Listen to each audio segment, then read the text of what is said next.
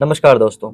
क्या आपको पता है कि काशी का मणिकर्णिका घाट वो जगह है जहां मृत्यु भी कभी नहीं सोती और जहां रात की निश्शब्दता में कोई ऐसी आवाजें उठती हैं जिनका स्रोत आज तक कोई नहीं खोज पाया।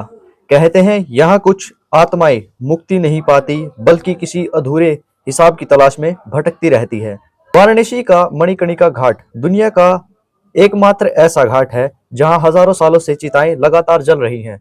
स्थानीय पुजारियों के अनुसार यहाँ की आग 3500 साल से कभी भी नहीं बुझी।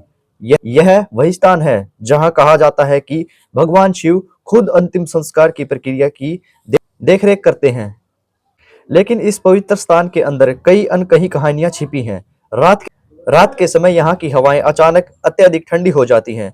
कई नाविकों ने दावा किया है कि उन्होंने घाटी के पास एक लंबी सफेद परछाई को गंगा के ऊपर तैरते हुए देखा, जो कुछ ही सेकंड में गायब हो जाती है।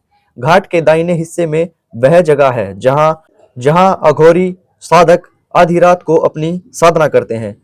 कई बार लोग बताते हैं कि उन्हें दूर से मंत्रोच्चार की आवाजें, फिर अचानक मौन और फिर लकड़ी टूटने की तेज आवाजें सुनाई देती हैं, जबकि वहां कोई मौजूद नहीं होता।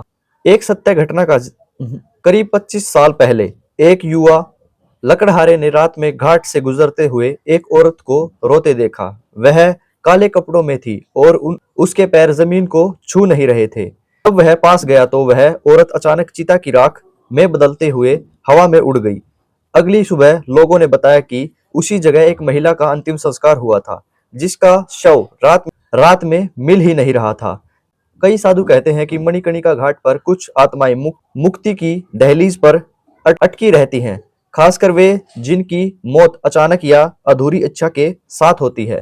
यह अक्सर राख उड़ने की दिशा, अचानक आती खुशबू या छाए के पीछे चलने की हल्की हल्की आवाजें महसूस होती हैं। सबसे रहस्यमय तथ्य यह है कि कुछ विशेष दिनों की रात में लोग घाट पर 3 बार जलती चिताओं को अपने आप भड़कते देखते हैं, जैसे किसी अदृश्य शक्ति ने उन्हें छुआ हो।